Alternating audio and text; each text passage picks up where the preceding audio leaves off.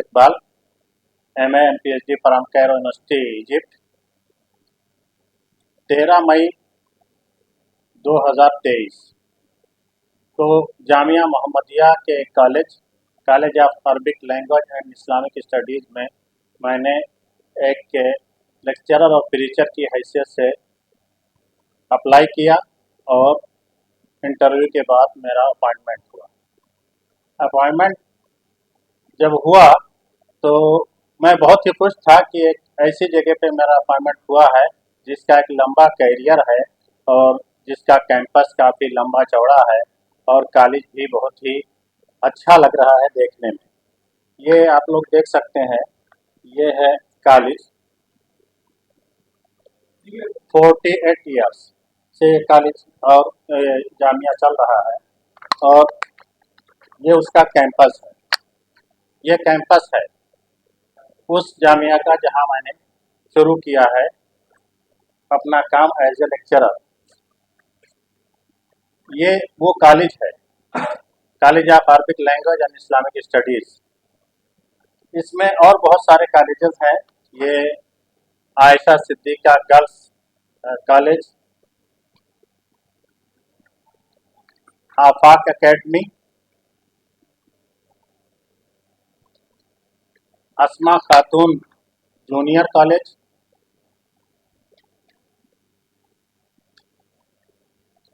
माहद उस्मान बिन अफ्फान ले तहफ़ीज़ुल कुरान एक और स्कूल, मोहम्मदिया तिब्बिया कॉलेज,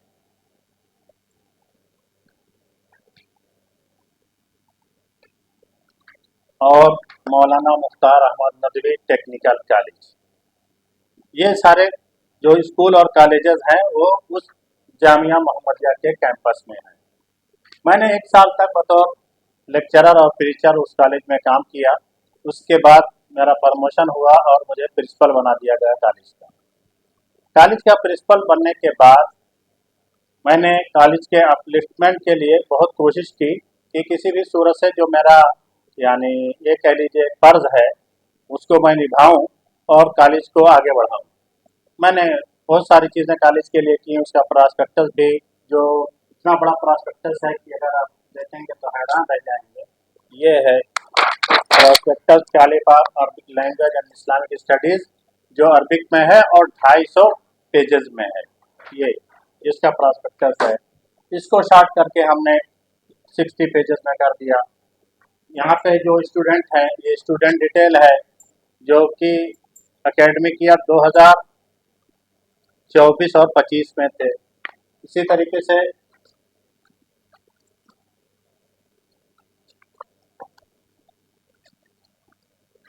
ये जो फैकल्टी है वहाँ की हर एक का बायोडाटा है, जिसमें 9 PhD होल्डर हैं और 4-5 MA हैं।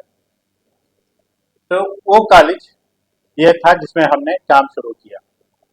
जैसे जैसे बात आगे बढ़ती गई और ज़माना गुजरता गया, मैंने प्रेसिडेंट से बात की। जो प्रेसिडेंट हैं वो अरशद मुख्तार साहब हैं और उनके बेटे हैं राशिद मुख्तार, वो उसके सेक्रेटरी हैं, कि कॉलेज एफिलिएट है या नहीं है। तो कहने लगे नहीं, एफिलिएट नहीं है, बस हम करवाने वाले हैं। तो हमने ये कहा कि ठीक है, अगर एफिलिएट नहीं है तो हम भी कोशिश करते हैं उसे एफिलिएट हो जाए। फिर इजिप्ट गए प्रेसिडेंट हमारे, वहाँ के अल अज़हर यूनिवर्सिटी और कैरो यूनिवर्सिटी के वाइस चांसलर को लेटर लिखा कि हमारे ये जो कॉलेज है, कॉलेज ऑफ अरबिक लैंग्वेज और इस्लामिक स्टडीज़ की डिग्री वहाँ इक्वल कर ली जाए या यहाँ रिकगनाइज कर ली जाए। वहाँ से लेटर आया इजिप्ट एम्बेसी ऑफ इंडिया को न्यू दिल्ली में। लेकिन जब एम्बेसडर ने इनसे पूछा, मैं भी उस मीटिंग में था, कि ये बताइए कि आपकी यूनिवर्सिटी रजिस्टर्ड है या आपका कॉलेज एफिलिएट है, तो ये गोल मोल जवाब देके रह गए। कहने लगे हम लोग इंडिया में हैं और आप जानते हैं कि ये जो हुकूमत है इस दौर की वो मुसलमानों के साथ क्या कर रही है। मैं समझ नहीं पाया कि इस तरह का क्यों जवाब दिए हैं। उसके बाद जब भी मैंने एफिलिएशन के लिए कोशिश की तो कहने के लिए तो बार बार वो तैयार हुए कि हाँ हम तो बिल्कुल तैयार हैं, फौरन हो जाए। लेकिन जब करने की बात आती थी तो कोई ना कोई ऐसा बहाना बना करके वो टाल देते थे ताकि ये एफिलिएशन वाला काम, ये ज़्यादा इसमें एग्रेसिव ना हूँ उसको करने के लिए, बल्कि ये खामोश रहे। फिर अभी तकरीबन 25-26 जून को मालेगांव सिटी कॉलेज के प्रिंसिपल से एक मीटिंग हुई, जिस मीटिंग में डॉक्टर अकील शाह भी थे, जो यहाँ मौलाना मुख्तार अहमद नदवी टेक्निकल कॉलेज के, इस कॉलेज के प्रिंसिपल भी हैं। उसमें हमारे प्रेसिडेंट साहब ने कहा कि ये कॉलेज ना सिर्फ ये कि एफिलेटेड नहीं है, बल्कि इसको यूजीसी का अप्रूवल भी नहीं हासिल है। इसी तरीके से ऑटोनोमस जो ministry of higher education and technology Maharashtra से मिलना चाहिए, वो भी नहीं है। तो मैं तो बिल्कुल हैरान रह गया, मेरे पांव तले से जमीन खिसक गई कि हम कहाँ काम कर रहे हैं, किस जगह पे हैं, और ये गैर कानूनी काम क्यों कर रहे हैं। इतनी बड़ी बिल्डिंग, इतना बड़ा स्ट्रक्चर बना करके हम लोग जो बच्चों को डिग्री दे रहे हैं, हर साल 200 बच्चे इसमें एडमिशन लेते हैं, पास आउट होते हैं। पास आउट होने के बाद उनको जो हम डिग्री देते हैं, वो डिग्री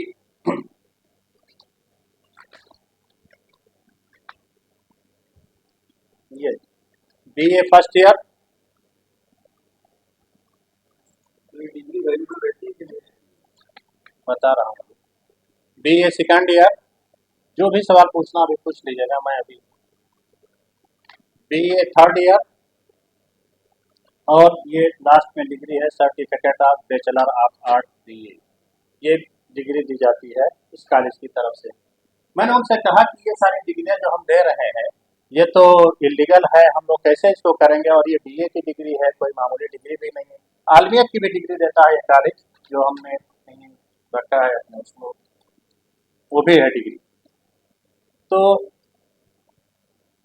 हजरत बहुत चीज अभी हुए कि मैं ऐसा सवाल क्यों कर रहा हूँ कि हमारा कॉलेज कहीं भी ना एफिलिएट है, ना अप्रूवल है, ना कहीं भी उसकी कोई मान्यता नहीं है, ना ऑटोनोमस है, तो ये ऐसा सवाल क्यों कर रहे हैं। मैंने सोचा कि अब मरहला आ गया है कि मैं इनको एक्सपोज करूं, इसलिए कि ये कब तक चलेगा इस तरीके से कि 2017 यानी 2017 से ये कॉलेज चल रहा है 8 साल से, और मुस्तकिल जो स्टूडेंट को डिग्री दी जा रही है वो फेक डिग्री। जाहिर बात है, फेक डिग्री लेकर के और इतना सारा टाइम स्पेंड करके हमारा स्टूडेंट कहाँ जाएगा। 3 साल उसका बर्बाद हो गया। हमसे स्टूडेंट भी पूछते थे कि बताइए एफिलिएशन कब हो रहा है। मैंने कहा कि एफिलिएशन बहुत जल्दी होगा शुरू में, लेकिन जब मैंने रवैया देखा अपने प्रेसिडेंट का, तो हमने कहा कि एफिलिएशन होता है अज़्म और हौसले से। लगता है कि हमारे इंतजामिया के पास अज़्म और हौसला नहीं है, लेकिन ये उस वक्त की बात है जब वो मीटिंग मालेगांव के सिटी कॉलेज प्रिंसिपल के साथ नहीं हुई थी। मैं समझता था कि मेरे कॉलेज के पास अगर एफिलिएशन नहीं है किसी यूनिवर्सिटी से, लेकिन उसके पास यूजीसी का अप्रूवल तो होगा ही, या कम से कम ऑटोनोमस होगा, खुद मुख्तारी का जो सर्टिफिकेट दिया जाता है मिनिस्ट्री ऑफ हायर एजुकेशन की तरफ से। लेकिन पूरी की पूरी डिग्री इलीगल है, ये मुझे बिल्कुल इल्म नहीं था। उस जब इल्म हुआ तो मैंने सोचा एक्सपोज करूँ। एक्सपोज करने के लिए जाहिर बात है कि आपके पास कुछ चीज़ें चाहिए कि आप इसको बताएं, लोगों को, पब्लिक तक पैगाम पहुंचे, ताकि बच्चे इसमें ना आए, या जो बच्चे आए हैं वो सचेत हो जाएं, पेरेंट्स को भी पता चल जाए कि कितना बड़ा फ्रॉड हमारे साथ हो रहा है। इसलिए कि एजुकेशन लाइन में आजकल वो कंपटीशन की ज़िंदगी हो गई है। अगर 3 साल हमारा बर्बाद हो गया है इस चक्कर में, तो बहुत बड़ा नुकसान होता है। तो जैसे ही अभी ये मामला, मैं सोच ही रहा था कि मेरा टर्मिनेशन लेटर आ गया कि भाई आपको टर्मिनेट किया जा रहा है। मैंने पूछा क्यों टर्मिनेट किया जा रहा है, कोई जवाब नहीं आया। मैंने कहा कि अगर आप मुझे 21 जुलाई को कॉलेज का टाइम पूरा होने के बाद, मैं आमतौर से कॉलेज का टाइम खत्म होने के बाद ही आधा घंटा पौन घंटा कॉलेज में बैठता था, लेकिन मैं बैठा रहा कॉलेज में, नहीं कोई आया। जब मैं घर आ गया, क्वार्टर हमको मिला हुआ था वहाँ कैंपस ही में, तो प्यून को भेजा गया कि आइए हमारे प्रेसिडेंट साहब के पीए आए हैं और बहुत ही इमरजेंसी है। तो मैं जब गया तो मेरे हाथ में उन्होंने टर्मिनेशन लेटर थमा दिया कि आप कल से 22 से कॉलेज नहीं आएंगे। 21 को लेटर दिया जा रहा है 3 बजे के करीब कि आप 22 से कॉलेज नहीं आएंगे, और 10 दिन के अंदर पूरा कैंपस खाली कर देंगे, यानी जो आपको क्वार्टर दिया है वो भी आप वेकेट कर देंगे। खैर, ये जो हुआ, जब हमको टर्मिनेशन लेटर दिया गया तो उसमें बाकायदा इनकी तरफ से ये एतराफ़ निकला कि ये कॉलेज कहीं भी अप्रूव नहीं है। देखिए आप लोग टर्मिनेशन लेटर आपके पास पहुंचा हो गया।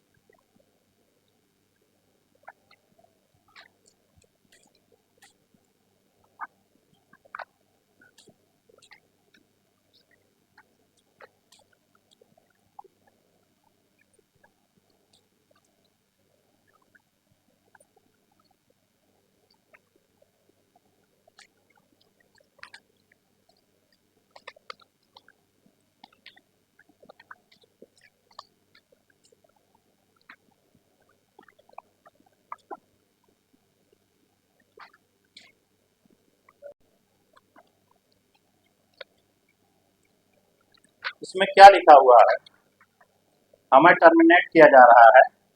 उसमें लिखा जा रहा है the college of Arabic language and Islamic studies Mansoora Malegaon affiliated with the Al Jamia Al Mohammadia education society Mumbai, affiliated with Jamia Mohammadia education society Mumbai. उसी दिन से मुझे पता चला कि एफिलिएशन अब यूनिवर्सिटी नहीं देती है बल्कि अब सोसाइटी भी एफिलिएशन देने लगी है।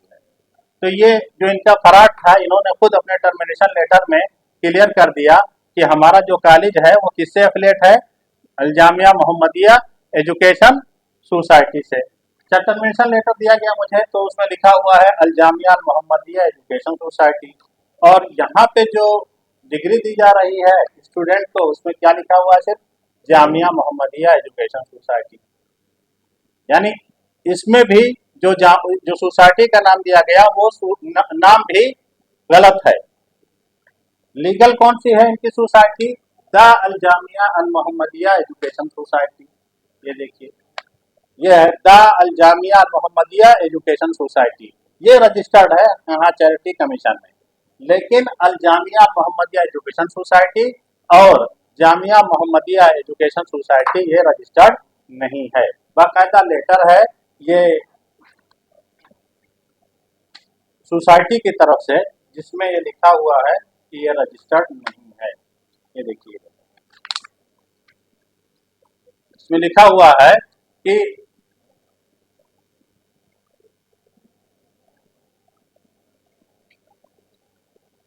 The Al Jamia Al Mohammadia education society is registered, और ये लिखा हुआ है Jamia Mohammadia education society is not registered, बाकायदा लिखा हुआ है इसमें। तो अफिलिएशन कहाँ से हो गया इनका, जामिया मोहम्मदिया एजुकेशन सोसाइटी से, किसी यूनिवर्सिटी से नहीं, अप्रूवल कुछ भी नहीं। मैंने कुछ और डिटेल जानने की कोशिश की कि खाली फराड इसी कॉलेज में चल रहा है या किसी और कॉलेज में भी चल रहा है। तो ये अभी आप लोगों को मैं दिखाया कि आफाक एकेडमी के नाम से एक स्कूल चल रहा है। आफाक एकेडमी एक 10वीं तक यानी हाई स्कूल तक मान्यता प्राप्त स्कूल है, लेकिन इस आफाक के नाम पे 4 इलीगल स्कूल चल रहे हैं। सबसे पहला क्या है, अल मुख्तार एकेडमी। अल मुख्तार एकेडमी ये है आफाक एकेडमी, ठीक है। और अल मुख्तार एकेडमी, ये अल मुख्तार एकेडमी, तो मार्कशीट किसके नाम से इशू हो रही है, अल मुख्तार एकेडमी के नाम से, और फीस किसके नाम से जमा हो रही है, वो भी अल मुख्तार एकेडमी के नाम से फीस भी जमा हो रही है।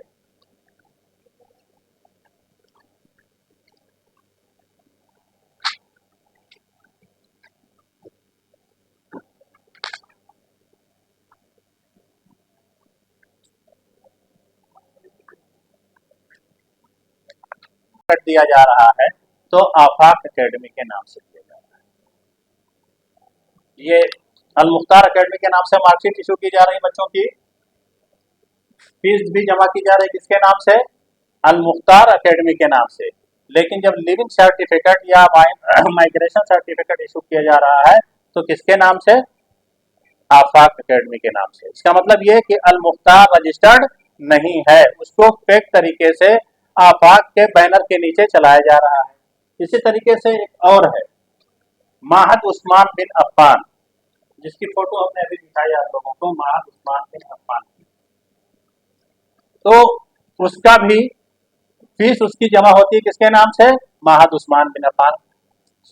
मार्कशीट दी जाती है माहद उस्मान बिन अफ्फान, लेकिन लिविंग सर्टिफिकेट, टीसी, माइग्रेशन जब दी जाती है तो आफाक के नाम से। इसी तरीके से ये आयशा कॉलेज भी है, आयशा गर्ल्स कॉलेज, इसकी भी लिविंग सर्टिफिकेट किसके नाम से दी जाती है? आफाक के नाम पे, और बकिया मार्कशीट और फीस जमा की जाती है आयशा के नाम पे। तो सिर्फ यही नहीं, बल्कि अब आप देखिए कि अल मुख्तार अकेडमी, आयशा कॉलेज और एक है अस्मा खातून जूनियर कॉलेज, इसकी भी यही कहानी है कि फीस आती है किसके नाम से? अस्मा खातून जूनियर कॉलेज। मार्कशीट अभी इशू नहीं हुई है, इसलिए कि पिछले साल ये कॉलेज कायम हुआ है, लेकिन फीस जमा होती है इसी नाम से, और मार्कशीट दी जाती है या लिविंग सर्टिफिकेट दिया जाता है आफाक के नाम से। तो एक स्कूल के नाम पे एक ही स्कूल रजिस्टर्ड है और उसके नाम पे कई एक स्कूल चलाए जाते हैं जो इलीगल है हमारे इंडिया के कानून के एतबार से।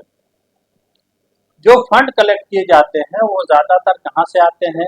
यही दो कॉलेज हैं, Aisha Siddiqa girls Islamic college और ये Arabic language and Islamic studies college. इन दोनों के नाम पे सबसे ज्यादा फंड आता है बाहर से, और वो दो बड़े लोग हैं कुवैत में, एक है शायर ग्रुप या अशायर ग्रुप कह लीजिए, दूसरा है अशायर ग्रुप। ये कुवैत के बड़े लोग हैं जो इन सारी बिल्डिंगों को बनाए हैं, और उन्हीं का ये मतलब दिया हुआ फंड है जो यहाँ पे यूज हो रहा है। तो दो कॉलेज ऐसे हैं जिनके नाम पे बाहर से फंड आता है, इसलिए कि ये इस्लामिक कॉलेज हैं, और ये दोनों के दोनों कॉलेज इलीगल हैं। इनका कहीं भी अप्रूवल हमारे किसी भी अथॉरिटी के यहाँ नहीं है, गवर्नमेंट के यहाँ। तो न सिर्फ ये कि जो college of Arabic language and Islamic studies में पढ़ने वाले 200 बच्चे हर साल फेक डिग्री लेके जाते हैं, बल्कि ये आयशा कॉलेज के भी बच्चे फेक डिग्री लेके जा रहे हैं, बच्चियां फेक डिग्री लेकर के जा रही हैं गर्ल्स, और उनका भी फ्यूचर इससे बर्बाद हो रहा है। तो क्योंकि इससे स्टूडेंट का करियर जुड़ा हुआ है, पेरेंट्स जुड़े हुए हैं, और हम टीचर भी जुड़े हुए हैं। अब टीचर्स का क्या हाल है कि टीचर आते हैं, पढ़ाते हैं, अगर उनको नहीं पसंद आया, 1 महीने बाद, 2 महीने बाद, 1 हफ्ते बाद, 1 साल के बाद आपको कभी भी टर्मिनेट किया जा सकता है। पीएफ का सिस्टम टीचर के लिए नहीं है किसी भी कॉलेज में, और ये गवर्नमेंट की निगाह में इलीगल है, लीगल नहीं है।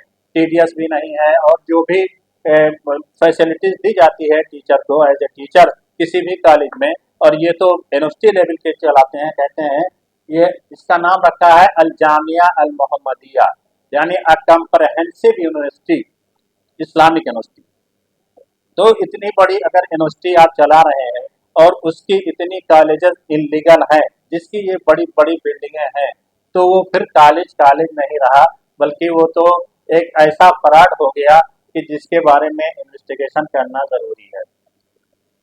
फिर जब हमने मालूम करना शुरू किया कि लाओ भाई कुछ और देखते हैं, तो चैरिटी कमीशन में हमने जब राब्ता किया तो पता यह चला कि दा अल जामिया अल मोहम्मदिया तो यहाँ पे रजिस्टर्ड है, लेकिन जामिया मोहम्मदिया और अल जामिया मोहम्मदिया रजिस्टर्ड नहीं है। हमारा अपॉइंटमेंट लेटर जो आता है वो सिर्फ जामिया मोहम्मदिया के प्रेसिडेंट की तरफ से आता है, चाहे वो हमारा टीचिंग का अपॉइंटमेंट हो या प्रिंसिपल का अपॉइंटमेंट हो, और जब टर्मिनेट किया जाता है तो जामिया मोहम्मदिया एजुकेशन सोसाइटी के प्रेसिडेंट की तरफ से किया जाता है। यही कंट्रोवर्सी है कि भाई अपॉइंटमेंट लेटर आप किसी और नाम से दे रहे हो और टर्मिनेशन लेटर आप किसी और नाम से दे रहे हो, और उस टर्मिनेशन लेटर में आप खुद एतराफ करते हो कि हमारा ये कॉलेज किससे एफिलेटेड है, जामिया मोहम्मदिया एजुकेशन सोसाइटी से एफिलेटेड है। तो बहुत बड़े पैमाने पे फ्रॉड चल रहा है। हम जैसे लोग उसमें क्या कर सकते हैं, कितना इन्वेस्टिगेशन कर सकते हैं? सरकारी एजेंसियां या कोई बड़ा जर्नलिस्ट इसमें अगर कुछ करे, उसका जाहिर बात है कि जो पैसे आ रहे हैं और जहां उसको खर्च करना चाहिए वहां नहीं खर्च हो रहा है, बल्कि वो पर्सनल यूज में आ रहा है, या अब सिर्फ बिल्डिंगें बनवा के छोड़ दिया जा रहा है। सिर्फ 20% बिल्डिंगें यूज हो रही हैं इस वक्त स्टूडेंट के पर्पज में, बाकी बिल्डिंगें खाली पड़ी हैं। लेकिन हर साल कोई ना कोई एक नई बिल्डिंग बन के तैयार हो जाती है। अभी आप जाएंगे तो देखेंगे 4-5 बिल्डिंगों का कंस्ट्रक्शन चल रहा है, हमेशा चलता रहता है पूरे साल। तो ये बिल्डिंगें बनवा बनवा करके अगर स्टूडेंट का फायदा ना हो तो फिर किस लिए बनवाई जा रही है, जबकि ये पूरा का पूरा पैसा कहाँ से आ रहा है, लोगों के डोनेशन से आ रहा है। तो दीन के नाम पर बड़ा मसला है आजकल। अगर कोई हकीकत बयान करता है, सच बयान करता है, तो वो परेशानी में पड़ जाता है। और ख़ास तौर से जब दीन का नहीं नाम आ जाए तो हम जैसे मुसलमानों के लिए तो बहुत बड़ा मसला हो जाता है कि मैं कैसे इसको एक्सपोज करूं। एक्सपोज करूंगा तो ये होगा कि आप फलां को नहीं एक्सपोज कर रहे हो, आप एक दीनी अदारे को एक्सपोज कर रहे हो। लेकिन अगर दीनी अदारे के नाम पर इतना बड़ा घोटाला चल रहा है, इतना बड़ा फराड चल रहा है, जहां करोड़ों रुपए बल्कि कई हजार करोड़ की प्रॉपर्टी है। और सुनिए, सिर्फ मामला मालेगांव का नहीं है, बेंगलोर में भी इनका एक कॉलेज है और उस कॉलेज में भी टोटल इलीगल एक्टिविटीज चल रही हैं। वो मामला हाई कोर्ट में भी है, सिविल कोर्ट में भी है, और अभी इनके खिलाफ बाकायदा एक प्लांटी लगाया है हाई कोर्ट ने। 5 लाख रुपया इनको प्लांटी जमा करना पड़ा है, और ये क्रिमिनल लॉ के उसमें अंडर में आ गए हैं। इनके खिलाफ बाकायदा क्रिमिनल केस भी वहां पे दर्ज हो गया है। एक इनका कॉलेज मऊ में है, मऊ में भी अच्छी खासी गड़बड़ी चल रही है। एक कॉलेज इनका धुलिया में था जिसको इन्होंने बेच दिया है, ये भी इन्वेस्टिगेशन इसका भी होना चाहिए। एक कॉलेज इनका महसला में है जो इन्होंने लीज पर दे रखा है। इनकी कुछ जमीनें उत्तर श्यू थाने में थी, जिसमें 2007 में इन्होंने परमिशन लिया चैरिटी कमीशन से बेचने के लिए कि हम इसको 3 महीने या 1 साल में बेच देंगे। लेकिन 2015 तक ये जमीनों को बेचते रहे। किसको दिया जमीन, किस भाव में दिया, और उसका पैसा कहाँ गया, जो फंड उससे कलेक्ट किया गया, इसका कोई सुराग नहीं है। इसलिए हमारा ये मुतालबा है कि इसका ढंग से इन्वेस्टिगेशन किया जाए। जो इसके जिम्मेदार हैं अरशद मुख्तार साहब, राशिद मुख्तार साहब, और जो उनके साथ मिल करके ये काम कर रहे हैं फ्रॉड का इतने बड़े पैमाने पर घोटाला, उनके खिलाफ कार्रवाई की जाए। क्योंकि ये मामला न सिर्फ स्टूडेंट और पेरेंट्स से रिलेटेड है, बल्कि हमारे इंडिया के कॉन्स्टिट्यूशन से भी ये मुताल्लिक है। मैं ये जानना चाहता हूँ कि इस कॉलेज का कैसे क्लेम कर देंगे, उनको सर्टिफिकेट मिल गया है तो नमस्कार, अपनी तरफ से इशू कर रहे हैं। इसीलिए तो कह रहा हूँ इलीगल है। ये लिखा हुआ बीए का सर्टिफिकेट आप देख सकते हैं कि इसमें कुछ है गवर्नमेंट का। मैंने ये देखिए, ये बीए का कुछ भी नहीं है। अच्छा, अगर अप्रूवल होता तो हमारे टर्मिनेशन लेटर में वो लिखते कि affiliated with Jamia Mohammadia education society, वो तो तरफ कर लिए लिख करके, और हमको एकदम क्लियर हो गया कि हाँ इसका कहीं एफिलिएशन नहीं है। वरना इस पे लिखा जाता कि affiliated with Pune university, Mumbai university, किसी यूनिवर्सिटी से एफिलिएशन लिखा जाता कि नहीं लिखा जाता। लेकिन अब सोसाइटी एफिलिएट करने लगी है, ये सबसे बड़ा मामला है।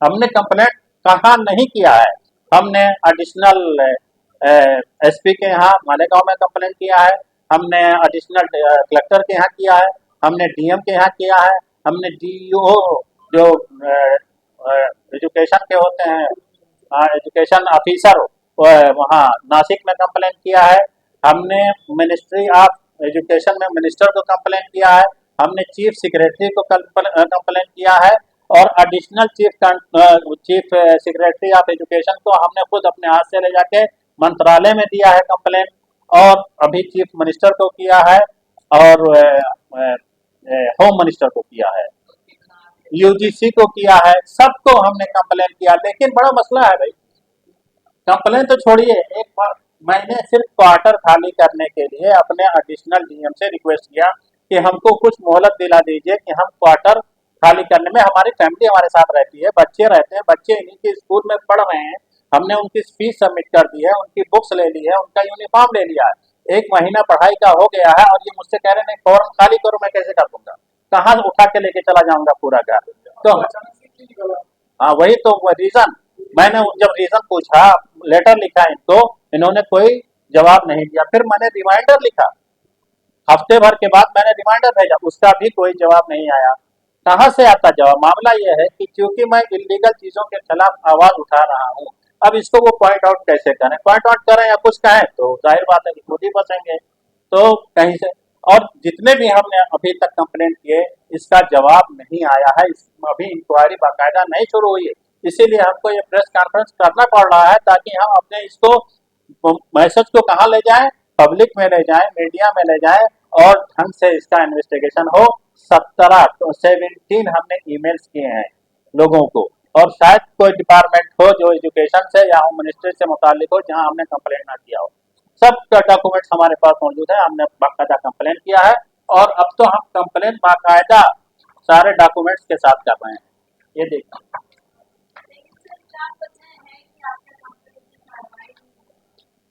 वही तो वजह है ना, आदमी बड़ा है।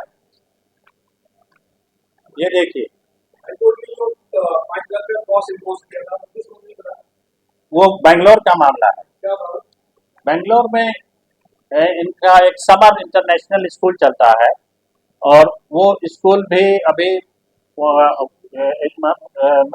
मिनिस्ट्री ऑफ एजुकेशन ने उसको कहा कि इलीगल स्कूल है, लेकिन इन्होंने उसको लीगल साबित करने के लिए हाई कोर्ट में 50 लाख कभी सबमिट किया है कि हम इसका केस लड़ेंगे। जमीन दूसरे के नाम से है, और कब्जा ये किए हुए हैं बेंगलोर में, पूरी की पूरी जमीन दूसरे के नाम से है, कब्जा करके ये जबरदस्ती चला रहे हैं, और हेबा का कोई डॉक्यूमेंट दिखा रहे हैं कि मेरे नाम से हेबा है, इसलिए ये जमीन मेरी होगी। और इन्हीं सब को लेकर के उनके खिलाफ एक क्रिमिनल केस भी वहां पे हो गया है, और हाई कोर्ट ने भी किया है। बहुत डिटेल इसके बारे में मुझे नहीं मालूम है, लेकिन इतना पता चला है, मैंने वो कागज देखा है जिसपे हाई कोर्ट ने इनको 5 लाख की पेनाल्टी लगाई है। और यकीन, एफिलिएशन क्या हो सकता है? अब एफिलिएशन से संबंध है या इलीगल जमीन पे कब्जा करने पे संबंध है, ये अभी मुझे आइडिया नहीं है इसका। सर, इतने बड़े लोग, इतने बलवान हैं, आपको धमकी वगैरह? अरे धमकी लोग कह रहे थे कि आप कैसे कर रहे हो। जब मैं वहाँ था अभी अपने बच्चों को लेकर के, तो बाकायदा हमारे पास कौन मिलने आता है, कौन फोन करता है, हर एक का फोन चेक किया जाता है, मिलने वालों का रास्ता देखा जाता है, इस तरीके से बांध दिया गया है। जब मैं उस कॉलेज का प्रिंसिपल था, लेकिन उस कॉलेज के टीचर स्टूडेंट मुझसे नहीं मिल सकते, अगर मिलेंगे तो उनके खिलाफ कार्रवाई हो जाएगी। बल्कि सोशल मीडिया पे कुछ स्टूडेंट्स ने लिखा, जो स्टूडेंट पहले से वहाँ पढ़ चुके हैं दूसरी जगह, उनके यहाँ फोन करके ये कहा गया उनके प्रिंसिपल को कि फला स्टूडेंट को रोको। उसने कैसे लिखा, ये हाल हो गया। तो ये देखिए, किसको किसको मैंने नहीं दिया है। अब आपकी क्या मांग है सरकार से? मांग ये है कि इस इन्वेस्टिगेशन हो इसमें, और जो ये इतना बड़ा फ्रॉड चल रहा है, घोटाला चल रहा है, इसके खिलाफ जो लोग चलाने वाले हैं कार्रवाई की जाए, इसलिए कि करोड़ों रुपए का यहाँ पे मतलब मिस यूज हो रहा है। और ये बिल्डिंगें आपको बता दी होंगी कि इसमें कोई मामूली खर्च नहीं है, बल्कि ये जो कैंपस है वो 70 एकड़ में है। मालेगांव का जो कैंपस है जिसमें मैं था, वो 70 एकड़ में है, और पूरा का पूरा कैंपस बिल्डिंगों से भरा हुआ है। तो एक बड़ा स्कीम है ये।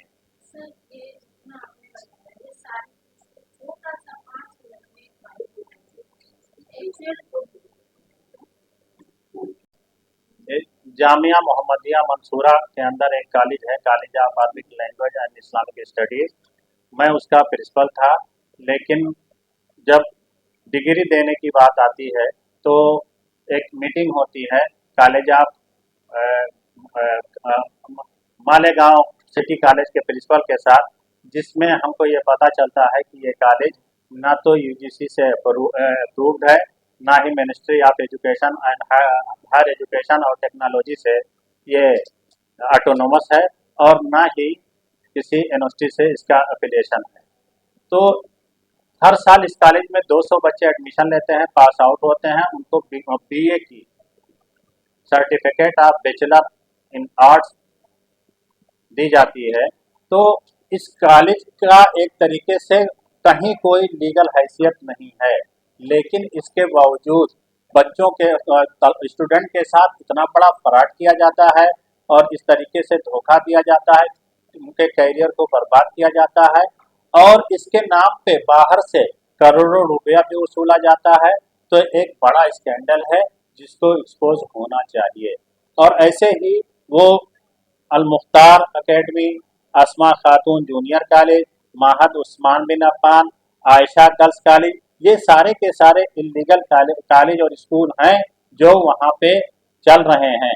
उनके दो कॉलेज हैं जिनको मान्यता प्राप्त है, इसमें एक इंजीनियरिंग कॉलेज है और एक तिब्बिया कॉलेज है। एक स्कूल को मान्यता प्राप्त है और वो है आफाक एकेडमी। बाकी जितने हैं सब इलीगल हैं, लेकिन एक स्कूल के नाम पे 4 स्कूल चलाए जा रहे हैं।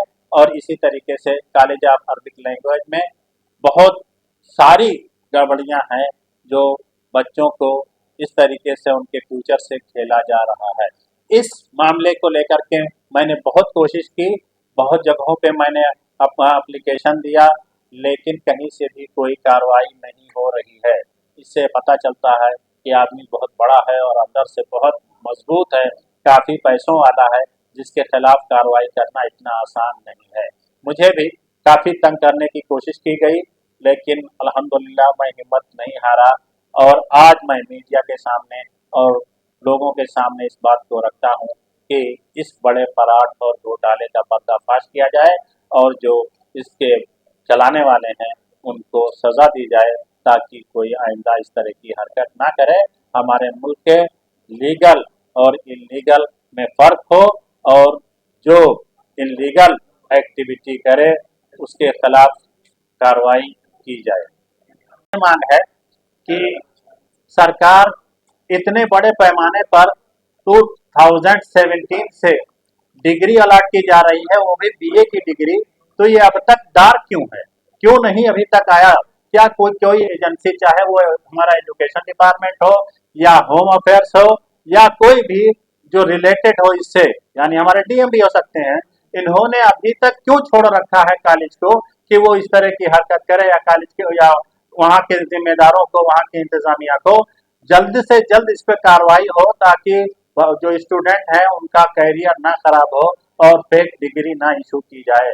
ये हमारा मुतालबा है। हमने बहुत जगहों पर अप्लाई किया लेकिन जवाब नहीं मिला है, इसलिए मैं मीडिया के सामने आया हूँ और सरकार से ये मेरा मुतालबा है कि इस घोटाले को आम किया जाए और इसका पर्दाफाश करके जो दोषी हैं उनको सजा दिलवाई जाए। आपने